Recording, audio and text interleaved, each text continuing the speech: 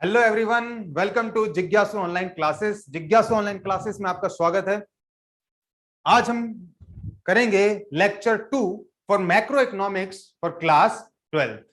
देखिए, हमने पिछले लेक्चर में जाना था कि इनकम, किसी भी कंट्री की इनकम को जानना जरूरी क्यों है, किस लिए हमें किसी भी कंट्री की इनकम जाननी है। देखिए, उस इनकम को जानने के बहुत सारे एग्रीगेट्स हैं। उस इनकम को जानने के बहुत सारे एग्रीगेट्स हैं। उनमें से एक एग्रीगेट है GDPMP। GDPMP, तो इस एग्रीगेट को समझ लेते हैं। इसका फुल फॉर्म होता है ग्रॉस डोमेस्टिक प्रोडक्ट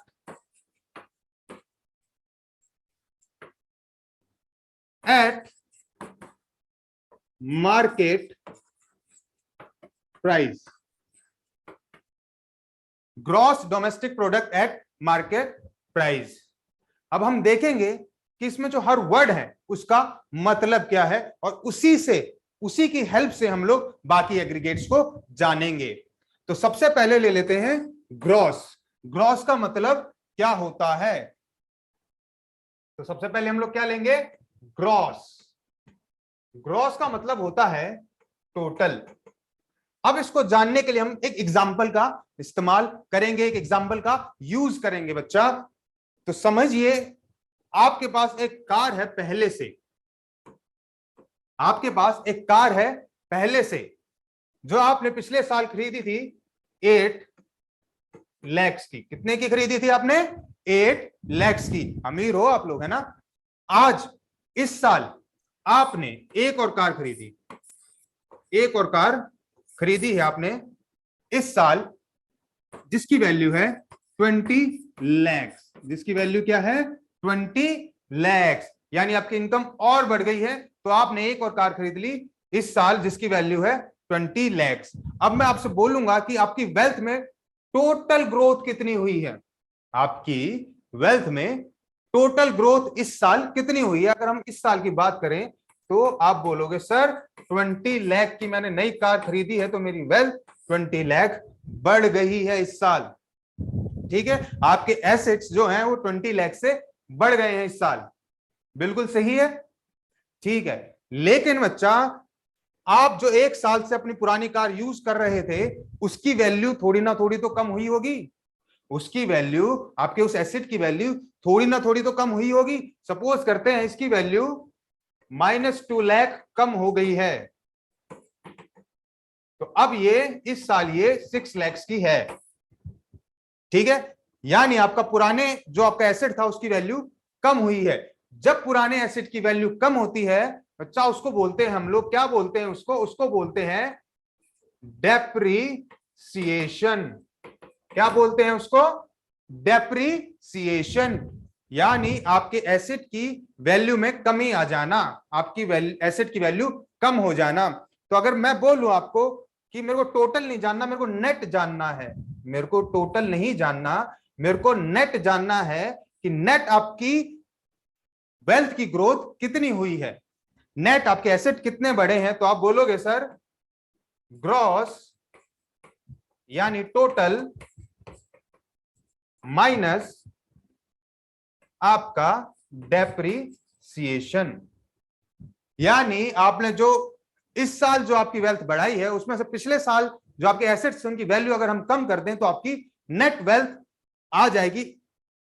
तो इसी चीज से हम लोग जीडीपी से एनडीपी तक पहुंच जाते हैं, यानी ग्रॉस से नेट तक पहुंच जाते हैं। तो आइए इस चीज को समझते हैं कि हम ग्रॉस से नेट पे कैसे जाएंगे। ग्रॉस से नेट पे जाने का मतलब है, अगर मुझे जीडीपी दे रखा हो, अगर मुझे जीडीपी दे रखा हो और मुझे एनडीपी पे जाना हो, यानी मुझे ग्रॉस डोमेस्टिक प्रोडक्ट दे रखा हो और मुझे नेट डोमेस्टिक प्रोडक्ट पे जाना होगा, तो क्या करना चाहिए? या फिर नेट दे रखा हो और ग्रॉस पे जाना हो तो क्या करना चाहिए? मैंने आपको ग्रॉस और नेट का सिस्टम समझाया है अभी थोड़ी देर पहले ही, उसी को यूज करते हुए हम ये कन्वर्जन समझेंगे।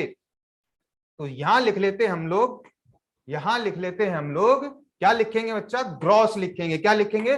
ग्रॉस। और नीचे लिख लेता हूं मैं नेट। नीचे क्या लिख लेता हूं? नेट लिख लेता हूं। अब अगर मुझे ग्रॉस से नेट पे जाना है, मुझे ग्रॉस से नेट पे जाना है, तो मैं क्या करूंगा? माइनस डेप्रिसिएशन करूंगा। क्या करूंगा मैं? माइनस डेप्रिसिएशन करूंगा, तो मैं ग्रॉस से नेट पे पहुंच जाऊंगा। अगर मुझे नेट से ग्रॉस पे जाना है, तो मैं क्या करूंगा? प्लस डेप्रिसिएशन करूंगा। तो मैं क्या करूंगा बच्चा? प्लस डेप्रिसिएशन करूंगा। ये एक सिंपल सा फॉर्मूला बन गया है। अगर आपको ग्रॉस से नेट पे जाना और नेट से ग्रॉस पे जाना, इसको फटाफट नोट कर लीजिए। और अब हम आगे बढ़ते हैं नेक्स्ट चीज पे, जो कि है हमारी, क्या है? डोमेस्टिक। अगला वर्ड क्या है हमारा? डोमेस्टिक। अब डोमेस्टिक का मतलब क्या है? यहां पे इसमें जो जीडीपी है, इसमें बताया जा रहा है, वैल्यू बताई जा रही है जो डोमेस्टिक टेरिटरी में हमने गुड्स प्रोड्यूस किए हैं उनकी। जो डोमेस्टिक टेरिटरी में हमने गुड्स प्रोड्यूस किए हैं उनकी वैल्यू बताता है ये जीडीपी। अब ये मत पूछना मुझसे कि सर ये डोमेस्टिक टेरिटरी क्या होती है। अगर आप ये मुझसे सवाल पूछ रहे हो, इसका मतलब आपने मेरा पुराना लेक्चर नहीं देखा है। तो आपको वो लेक्चर देखना होगा। कृपया करके वो लेक्चर आप जरूर देखें, प्लीज वो लेक्चर जरूर देखें। उससे आपके काफी कॉन्सेप्ट्स क्लियर हो जाएंगे और आपको ये इजीली समझ में आने लगेगा कि ये डोमेस्टिक टेरिटरी आखिर में बात किसकी कर रहा हूं। तो आप उस लेक्चर को जाके जरूर देखिए। तो अब चलते हैं डोमेस्टिक टेरिटरी की तरफ। तो डोमेस्टिक का मतलब जीडीपी में होता है डोमेस्टिक टेरिटरी। डोमेस्टिक टेरिटरी हम पिछले लेक्चर में समझ चुके हैं, तो यहां पे आगे बढ़ते हैं। यहां पे जितने भी गुड्स प्रोड्यूस हुए हैं हमारी डोमेस्टिक टेरिटरी में, वो सारे इसके अंदर कैलकुलेट होते हैं। उन सब की वैल्यू यहां पे आ जाती है। ये फर्क नहीं पड़ता कि वो रेसिडेंट ने प्रोड्यूस किए हैं या नॉन रेसिडेंट ने प्रोड्यूस किए हैं। किसने? ये क्या फर्क नहीं पड़ता कि वो रेसिडेंट ने प्रोड्यूस किए हैं या नॉन रेसिडेंट ने प्रोड्यूस किए हैं। अब ये रेसिडेंट क्या होता है, नॉन रेसिडेंट क्या होता है? इसका एक ही जवाब है कि पुराना लेक्चर देखिए, लेक्चर 1 देखिए, उसमें आपको क्लियर किया गया है कि रेसिडेंट कौन होता है और नॉन रेसिडेंट कौन होता है।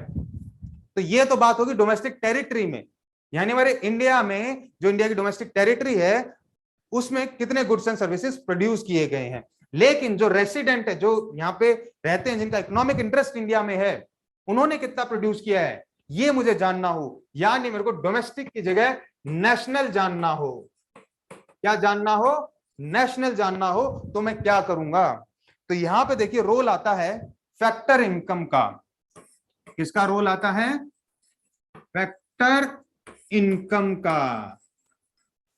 अब ये फैक्टर इनकम क्या होती है ये भी हम जानते हैं। फैक्टर इनकम होती है, फैक्टर पेमेंट होती है। जब आप फैक्टर्स प्रोवाइड करते हैं प्रोडक्शन के लिए, लैंड, लेबर, कैपिटल, उसके बदले जो आपको इनकम मिलती है उसको बोलते हैं हम फैक्टर इनकम। अब हमारे जो रेसिडेंट हैं, जो इंडिया में रहते हैं, जिनका इकोनॉमिक इंटरेस्ट इंडिया में है, वो लोग बाहर से भी तो कुछ अर्न करते होंगे from rest of the world. वो लोग बाहर से भी कुछ अर्न करते होंगे, तो उसको किस फॉर्म में अर्न करते होंगे? कंपनसेशन ऑफ एम्प्लॉय, यानी उनको वेजेस, सैलरीज मिलती होंगी। उनकी कोई प्रॉपर्टी होगी बाहर, उसके बदले उनको रेंट मिलता होगा ना। आपकी प्रॉपर्टी है लंदन में, तो उसका रेंट आपको आएगा। आपका प्रॉफिट मिलेगा आपको। अगर आपकी किसी फॉर्म में पार्टनरशिप है बाहर, तो आपको प्रॉफिट मिलेगा। आपके पास कुछ शेयर्स हैं तो आपको डिविडेंड मिल सकता है। तो इस फॉर्म में आपकी फैक्टर इनकम हो सकती है from rest of the world. और ऐसे ही same factor income non resident की होगी। ऐसी सेम इनकम नॉन रेसिडेंट की होगी जो वो अपनी कंट्री लेके जाएंगे, जो उनके नेशनल इनकम में काउंट होगी। ठीक है। तो अब इस फैक्टर इनकम की हेल्प से हम डोमेस्टिक से किस में जाएंगे? नेशनल में जाएंगे। तो हमें क्या देखना होगा? हमें देखना होगा NFIA, यानी net factor income from abroad. Net factor income from abroad हमें देखना होगा। अब ये जो नेट फैक्टर इनकम है फ्रॉम अब्रॉड, इसका मतलब तो समझ में आया हमें, net factor income from abroad का, यानी हमारे जो रेसिडेंट्स हैं वो फैक्टर इनकम जो लेके आ रहे हैं अब्रॉड से। नेट का मतलब क्या है? नेट का मतलब ये है कि जो इनकम आई है हमारे रेसिडेंट्स की, तो हमने भी तो कुछ इनकम दी होगी दूसरी कंट्रीज के रेसिडेंट को, वो इसमें से माइनस करनी होगी। तो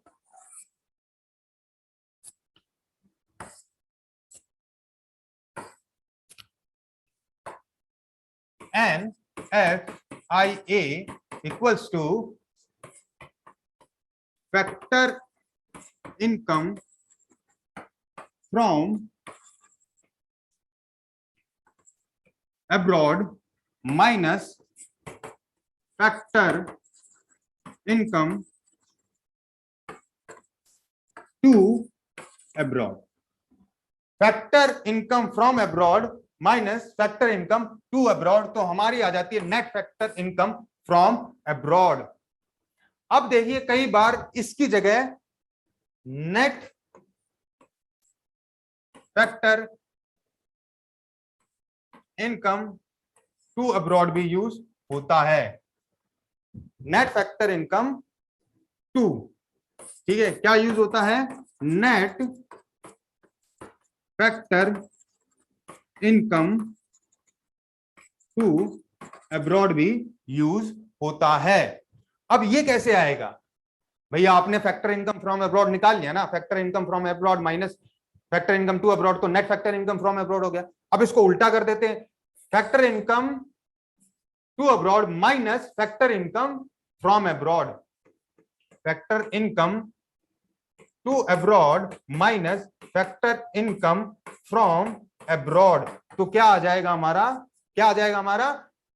factor income, net factor income to abroad. अब इससे हम डोमेस्टिक से नेशनल पे कैसे जाएंगे और नेशनल से डोमेस्टिक पे कैसे जाएंगे वो समझ लेते हैं फटाफट से।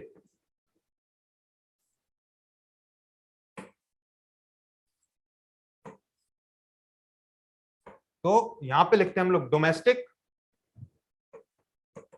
और नीचे लिखते हैं हम लोग नेशनल। क्या लिखेंगे? नेशनल। अब मुझे डोमेस्टिक से नेशनल पे जाना है, डोमेस्टिक से नेशनल पे जाना है, तो मुझे क्या करना होगा? मुझे जो फैक्टर इनकम आई है अब्रॉड से वो ऐड करनी होगी, और जो फैक्टर इनकम गई है नॉन रेसिडेंट्स को उनके वो माइनस करनी होगी, यानी factor income from abroad plus करनी होगी और factor income to abroad minus करनी होगी। तो यहां पे आ जाएगा net factor income from abroad, तो यहां पे ये हो जाएगी प्लस। ठीक है, अब मुझे नेशनल से डोमेस्टिक पे जाना है, नेशनल से डोमेस्टिक पे जाना है, तो मैं सेम चीज माइनस कर दूंगा, NFIA को मैं माइनस कर दूंगा। तो ये तरीका है डोमेस्टिक इनकम से नेशनल इनकम पे जाने का और नेशनल इनकम से डोमेस्टिक इनकम पे जाने का। अगर फ्रॉम इनकम की जगह, अगर फ्रॉम इनकम की जगह to income factor, net factor income to abroad आ जाए, net factor income to abroad आ जाए, तो ये साइन चेंज हो जाएंगे, ये साइन चेंज हो जाएंगे। तो यहां पे net factor income to abroad अगर आएगा तो यहां पे नेगेटिव आएगा और यहां पे पॉजिटिव आ जाएगा। ये चीज आपको ध्यान में रखनी है। आपको अगर आप क्वेश्चंस कर रहे हैं, आपको कन्वर्जन करना है, तो आपको पहले ये देखना है कि फ्रॉम अब्रॉड की बात हो रही है, टू अब्रॉड की बात हो रही है। ओके, चलिए, अब मेरे हिसाब से आपको समझ में आ गया होगा कि डोमेस्टिक से नेशनल पे कैसे आते हैं, डोमेस्टिक का मतलब क्या होता है, नेशनल का मतलब क्या होता है, और नेशनल से डोमेस्टिक पे कैसे जाते हैं। अब हम दोबारा अपनी डेफिनेशन की तरफ चलते हैं। अगला है प्रोडक्ट, इसका मतलब होता है फाइनल प्रोडक्ट, यानी फाइनल गुड। अब फाइनल गुड क्या होते हैं ये भी आप मुझसे नहीं पूछोगे। क्यों नहीं पूछोगे? लेक्चर 1 में हम लोग ये कवर कर चुके हैं। आगे बात आती है मार्केट प्राइस की। किसकी बात आती है आगे बच्चा? मार्केट प्राइस की बात आती है। अब मार्केट प्राइस को भी हम समझ लेते हैं। हम मार्केट प्राइस को समझ लेते हैं।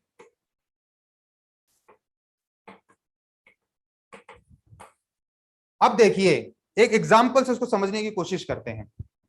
आपकी एक फर्म है,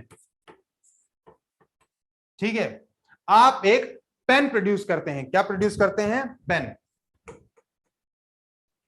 ठीक है, अब आपकी कॉस्ट क्या आती है प्रोड्यूस करने की?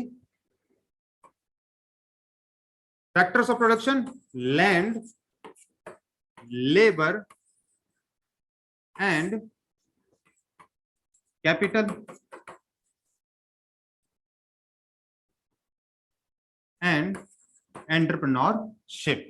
Land, labour, capital and entrepreneurship. अब देखा जाए, आप 1 रुपया इसको पे करते हो, 1 रुपया इसको पे करते हो, 1 रुपया इसको पे करते हो और 1 रुपया आप अपना प्रॉफिट रखते हो। यानी आप 1 रुपया रेंट में दे रहे हो, 1 रुपया आप वेजेस में दे रहे हो, 1 रुपया आप इंटरेस्ट में दे रहे हो और 1 रुपया आपका क्या है? प्रॉफिट है। ठीक है, 1 रुपया आपका क्या है बच्चा? प्रॉफिट है। तो आप इसकी कॉस्ट, मिनिमम कॉस्ट कितनी रख सकते हो पेन की?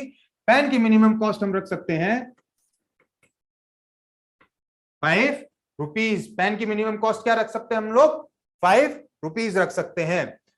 अब सरकार चाहती है कि ये पेन, अब सरकार चाहती है कि ये पेन थोड़ा सस्ता हो जाए, तो पहले ये देख लेते हैं इसका मार्केट प्राइस क्या होगा। पेन का, पेन का मार्केट प्राइस होगा 5 + 1 रुपी। ये 1 रुपी क्या है? ये है इनडायरेक्ट टैक्स यानी जीएसटी। ये 1 रुपी है जीएसटी। तो टोटल प्राइस पड़ता है पेन का 6 रुपीज। टोटल प्राइस क्या पड़ता है पेन का? 6 रुपीज पड़ता है। अब गवर्नमेंट चाहती है कि आप इस पेन को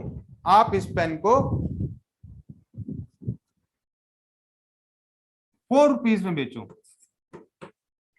आप इस पेन को कितने रुपए में बेचो? 4 रुपए में बेचो। अब ऐसा पॉसिबल है क्या? कॉस्ट ही आपको 5 रुपए की पड़ रही है, कॉस्ट आपको 5 रुपए की पड़ रही है, सरकार बोलती है 4 रुपए बेचो, 4 रुपए में बेचो। इसकी कॉस्ट 4 रुपीज करो मार्केट में। यानी सरकार चाहती है कि पेन आप मार्केट में 3 रुपए में लाओ प्लस 1 रुपया उनका टैक्स, तो टोटल पड़ेगा 4 रुपीज। टोटल कितना पड़ेगा? 4 रुपीज। तो ऐसा पॉसिबल नहीं है। आपने सरकार को मना कर दिया, बोला कि मैं बिजनेस ही नहीं करता हूं, तो इसमें मेरी कोई इनकम ही नहीं हो रही बल्कि मेरे को नुकसान हो रहा है।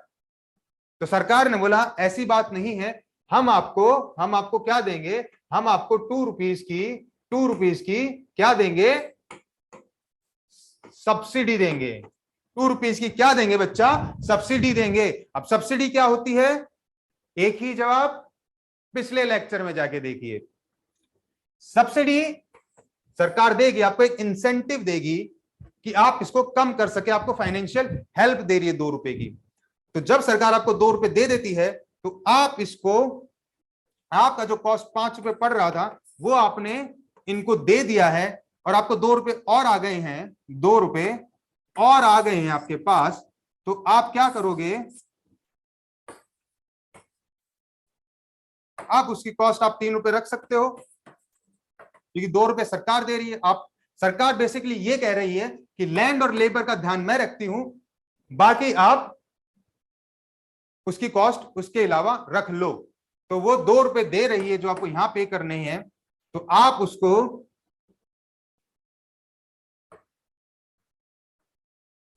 2 रुपीज पड़ रहा है। दोबारा लिख लेते हैं। पेन आपका 2 रुपए उन्होंने दे दिए हैं, ठीक है। अब आपकी कॉस्ट ये दोनों बच जाते, तो आपको सिर्फ ये दोनों चीजें कवर करनी है कॉस्ट के अंदर। तो आप बोलोगे कि 2 रुपए में देने को तैयार हूं प्लस 1 रुपया उनका इनडायरेक्ट टैक्स होगा। तो टोटल पेन अब मार्केट में कितना आ जाएगा? 3 रुपए में आ जाएगा। कितने में आ जाएगा? 3 रुपए में आ जाएगा। ठीक है, हमने 4 की जगह उसको 3 में ले आए with the help of government subsidies. अब देखिए जो मार्केट प्राइस है एमपी वो ये है। अब इसके अंदर इनडायरेक्ट टैक्स इंक्लूड है। क्या इंक्लूड है इसके अंदर? Indirect tax, indirect tax include है, लेकिन क्या सब्सिडीज इंक्लूड हैं? सब्सिडीज इसके अंदर इंक्लूड नहीं है। सब्सिडीज किसके अंदर इंक्लूड है? सब्सिडीज फैक्टर ऑफ कॉस्ट को गई है, फैक्टर कॉस्ट को गई है, सब्सिडीज फैक्टर कॉस्ट को गई है। फैक्टर कॉस्ट क्या होता है बच्चा? Factor cost, factor payment, factor income, ये सारी चीजें एक होती हैं। फैक्टर कॉस्ट यानी जो फैक्टर्स प्रोवाइड किए गए हैं, लोगों ने जो फैक्टर्स दिए, अपने लैंड दिया है, लेबर दिया है, उनके बदले जो आप उनको पैसा देते हो उसको फैक्टर कॉस्ट बोलते हैं। तो फैक्टर कॉस्ट के अंदर सब्सिडी दी है सरकार ने, ठीक है। यहां पे इनडायरेक्ट टैक्स नहीं है। इनडायरेक्ट टैक्स कहां है? मार्केट प्राइस में इनडायरेक्ट टैक्स है। तो अब अगर मेरे को मार्केट प्राइस से फैक्टर कॉस्ट पे जाना है और फैक्टर कॉस्ट से मार्केट प्राइस पे आना है, तो बड़ा सिंपल हो गया है इस एग्जांपल के थ्रू। अब इसको थोड़ा कॉन्साइज करते हैं, थोड़ी क्लियरिटी लाते हैं।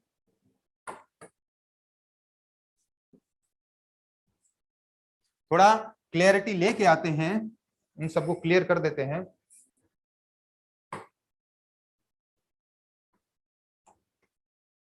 यानी अगर मुझे एमपी से एफसी पे जाना है, एमपी से एफसी पे जाना है, तो एमपी के अंदर होता है, क्या होता है एमपी के अंदर? मार्केट प्राइस के अंदर क्या होता है? इनडायरेक्ट टैक्स होता है, इनडायरेक्ट टैक्स होता है और सब्सिडीज नहीं होती। तो यानी मेरे को इनडायरेक्ट टैक्स माइनस करना पड़ेगा और यहां पे आने के लिए सब्सिडीज प्लस करनी पड़ेगी। समझ आया बच्चा? क्या करना पड़ेगा? इनडायरेक्ट टैक्स माइनस करना पड़ेगा और सब्सिडीज को प्लस करना पड़ेगा। अगर मुझे वापस ऊपर जाना है, यानी मुझे फैक्टर कॉस्ट से मार्केट प्राइस पे जाना है, तो यहां पे मैं सब्सिडीज को तो माइनस कर दूंगा, क्योंकि सब्सिडीज इसमें होती है, ये मेरे को चाहिए नहीं, मेरे को तो ये चाहिए, तो इसमें से सब्सिडीज माइनस करूंगा और इसमें प्लस करूंगा मैं इनडायरेक्ट टैक्स। तो अब ये चीज आपके समझ में आ गई होगी कि फैक्टर कॉस्ट से एमपी पे कैसे जाते हैं, मार्केट प्राइस पे कैसे जाते हैं, मार्केट प्राइस से फैक्टर कॉस्ट पे कैसे आते हैं। इन दोनों को बोलते हैं नेट, इन दोनों को क्या बोलते हैं बच्चा? Net indirect taxes. जब ये फॉर्मूला करते हैं हम एनआईटी का मतलब होता है नेट इनडायरेक्ट टैक्सेस। तो ये होता है indirect taxes minus subsidies, indirect taxes minus subsidies. अब एनआईटी कहां प्लस होगा, कहां माइनस होगा, इसकी एक सिंपल सी ट्रिक है, आप देख लीजिए कि इनडायरेक्ट टैक्स कहां माइनस हो रहा है, कहां प्लस हो रहा है। अब अगर मुझे एमपी से एफसी पे जाना है, यानी इनडायरेक्ट टैक्स माइनस होगा। अगर इनडायरेक्ट टैक्स माइनस हो रहा है तो मतलब नेट इनडायरेक्ट टैक्स भी माइनस होगा। तो यहां पे माइनस एनआईटी होगा, नेट इनडायरेक्ट टैक्स माइनस होगा। अगर मुझे यहां से एफसी से एमपी पे जाना है, एफसी से एमपी पे जाना है, तो हम देखेंगे क्या नेट इनडायरेक्ट टैक्स प्लस होगा या माइनस होगा। यहां पे इनडायरेक्ट टैक्स प्लस होगा, तो मैं प्लस क्या करूंगा, एनआईटी भी प्लस होगा। ये सिंपल सी एक ट्रिक है। तो अभी हमने देख लिया है कि ग्रॉस से नेट पे कैसे जा सकते हैं, ठीक है, डोमेस्टिक से नेशनल पे कैसे जा सकते हैं, और मार्केट प्राइस से एफसी पे कैसे जा सकते हैं। अब हम देखेंगे कि कैसे कन्वर्जन किया जाए।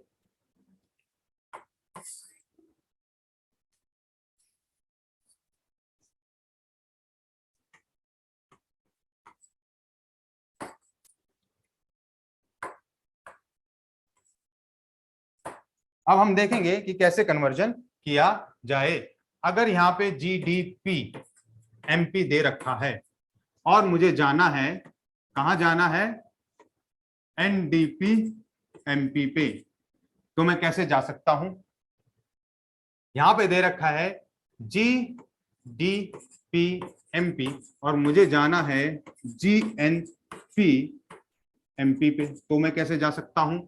अगर मुझे दे रखा है जीडीपी एमपी और मुझे जाना है जीडीपी एफसी पे, तो मैं कैसे जा सकता हूं। ये चीजें हम अभी देखते हैं। यहां क्या होगा, माइनस डेप्रीसिएशन।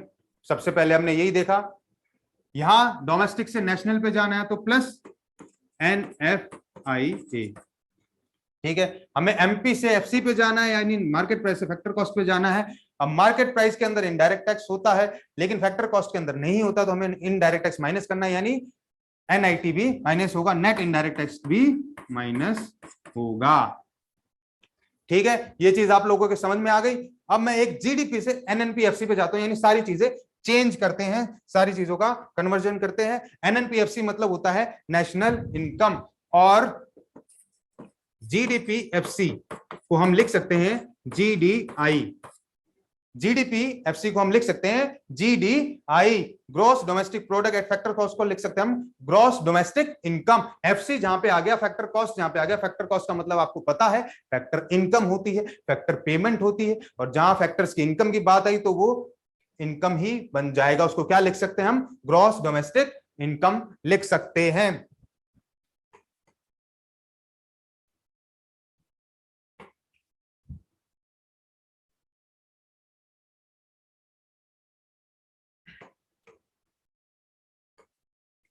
अब बात करते हैं जीडीपी एमपी से नेशनल इनकम की तरफ, एनएनपी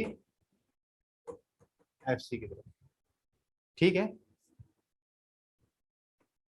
जीडीपी एमपी यहां लिखेंगे हम लोग, और यहां लिखेंगे हम लोग एनएनपी एफसी।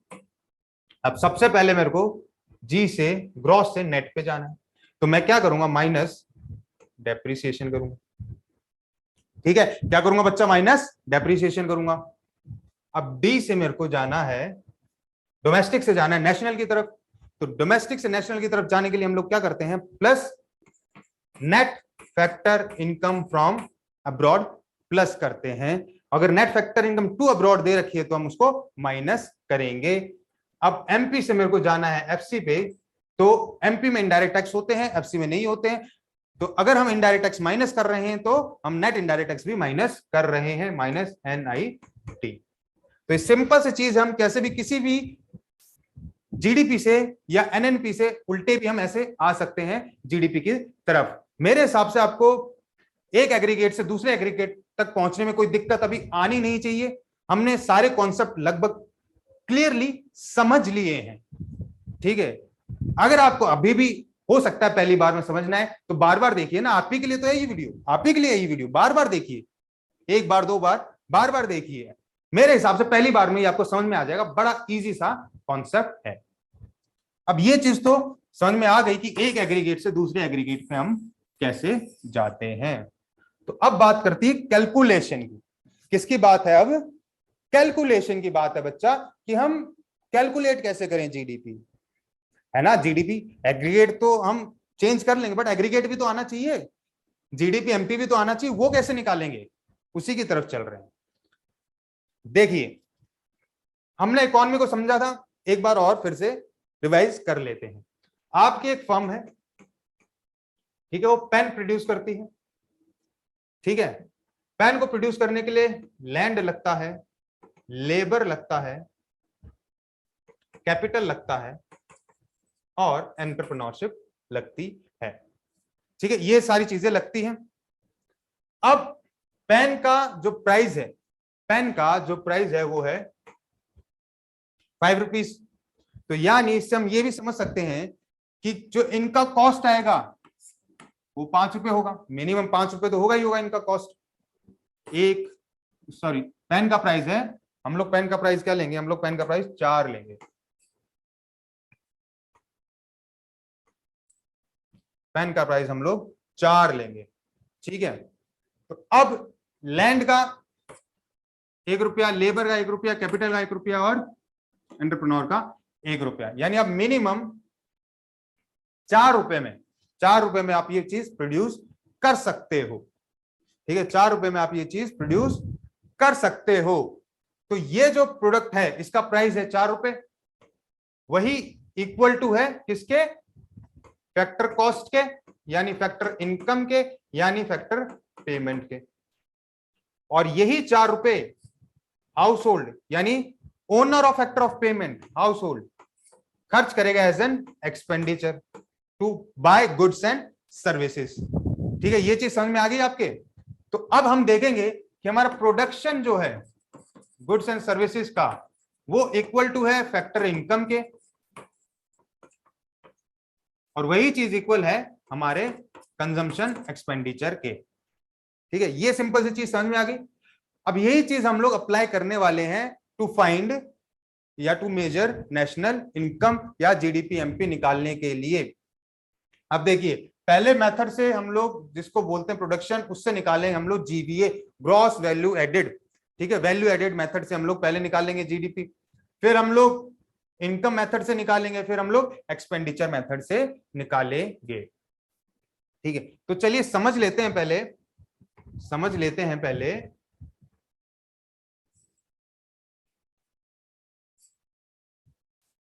क्या समझेंगे हम लोग। पहले समझेंगे हम लोग वैल्यू एडेड मेथड। अब ये वैल्यू एडेड मेथड मैं आपको प्रैक्टिकली बता देता हूं कि कैसे होता है, कैसे कैलकुलेट किया जाता है, फिर हम इसका फॉर्मूला देखेंगे। देखिए, अब सपोज करिए ये एक फार्मर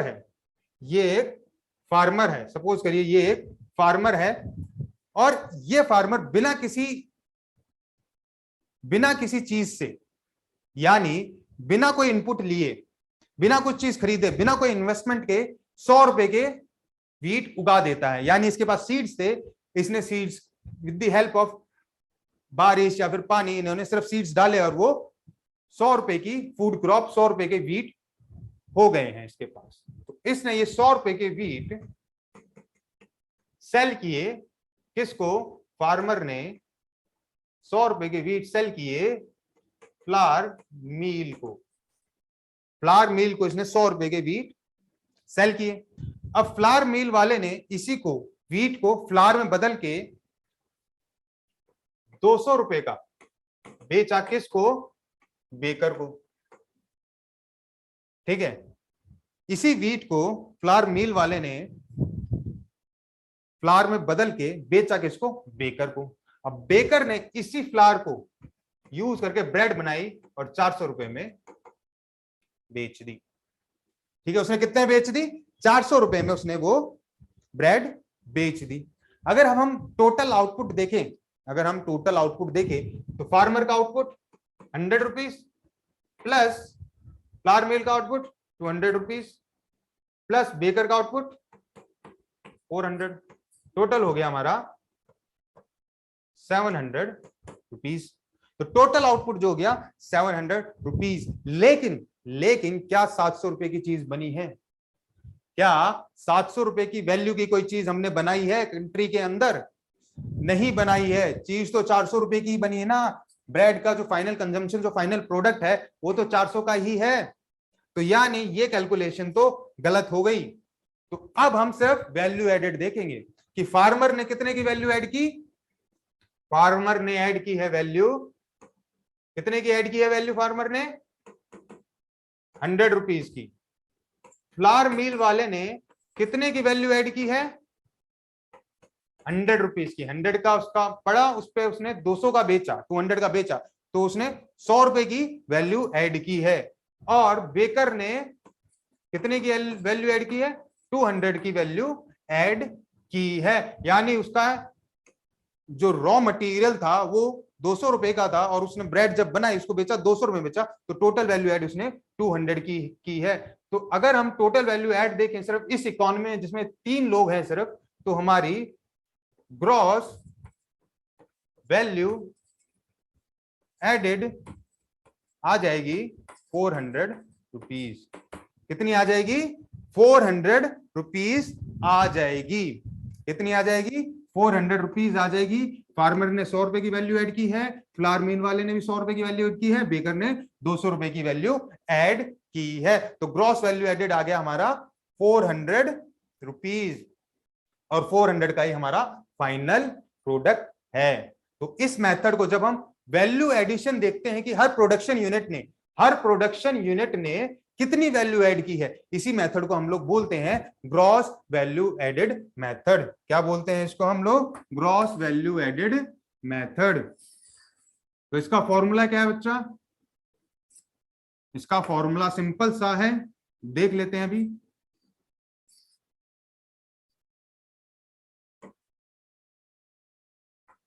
तो GVA MP मार्केट प्राइस का फॉर्मूला है टोटल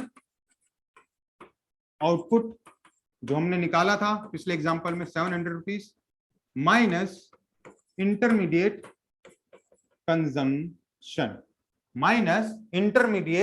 कंजम्पशन जो कि था हमारा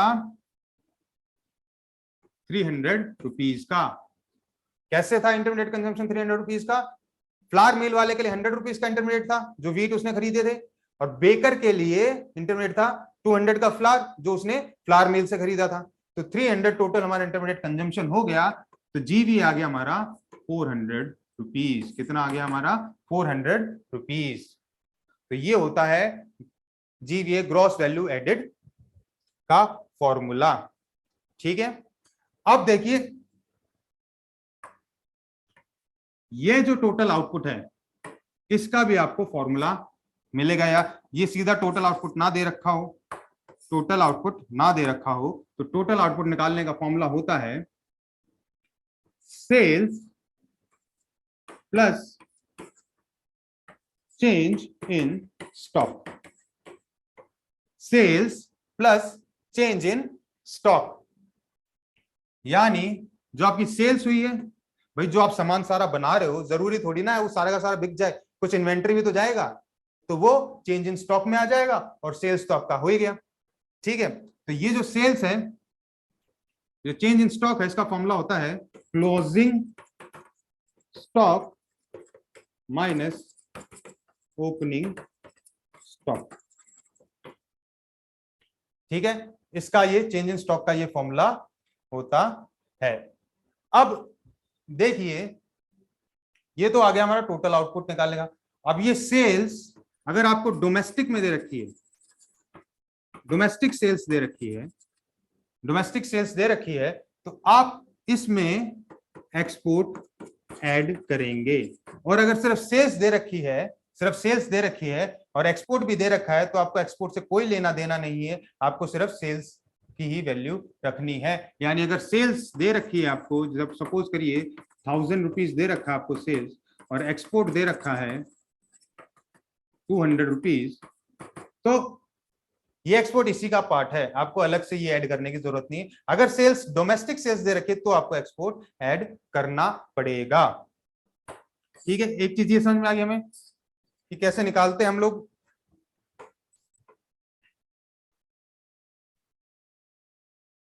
ठीक है, अब हम देख लेते हैं कि हम लोग सेल्स को और कैसे देख सकते हैं। सेल्स होता है क्वांटिटी इनटू प्राइस। अगर सेल्स की जगह क्वांटिटी दे रखी है और प्राइस दे रखा है, तो भी आप सेल्स की जगह इस चीज को यूज करके निकाल सकते हैं सेल्स। और इंटरमीडिएट कंजम्पशन में जो इंपोर्ट होता है,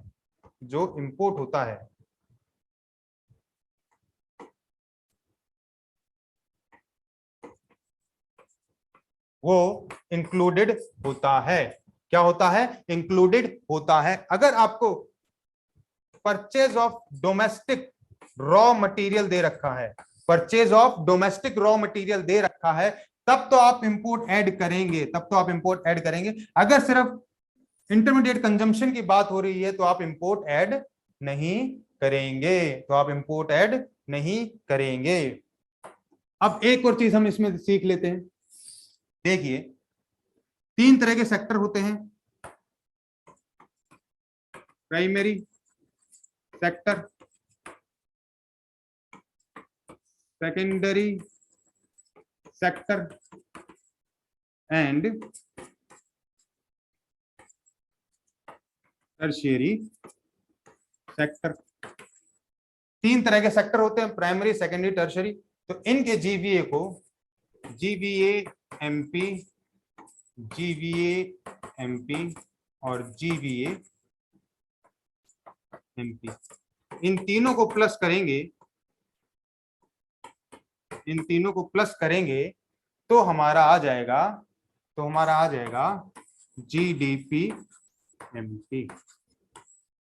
अब इससे कैसे कन्वर्ट करना है ये सब आप लोग जानते हैं। अब इससे कैसे कन्वर्ट करना बाकी चीजों में, ये सब आप लोग जानते हैं। तो चलिए इस पे बेस जीवीए मेथड पे बेस, वैल्यू एडेड मेथड पे बेस एक क्वेश्चन देख लेते हैं।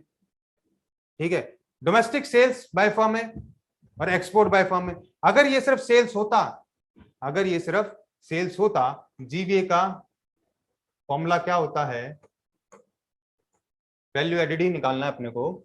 ये होता है total output minus intermediate consumption. तो हमें निकालना है जीवीए एमपी फर्म ए का। टोटल आउटपुट होता है sales plus change in stock. तो यहां पे सेल्स दे रखी है लेकिन अलग अलग सेल्स दे रखी है, तो हम पहले निकाल लेते हैं total output equals to domestic sale plus export. अगर सेल होता तो हम एक्सपोर्ट को प्लस नहीं करते, which is equals to 5,000 rupees in crore. ठीक है, अब इंटरमीडिएट कंजम्पशन देख लेते हैं। इंटरमीडिएट कंजम्पशन कितना है फर्म ए का, purchase by firm A 200 rupees, 200 crore. तो अब इसको फॉर्मूले में पुट करते हैं, 5,000 minus 200 which is equal to 4,800 crore. ये आ गया हमारा जीवीएमपी फॉर फर्म ए। अब सेम हम निकाल लेते हैं for firm B. Firm B के लिए निकाल लेते हैं हम लोग।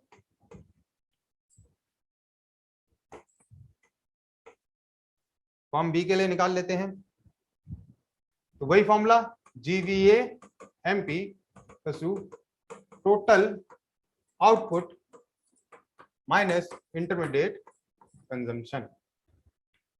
अब total output equals to 2940, intermediate consumption 1300। तो GVA MP for firm B equals to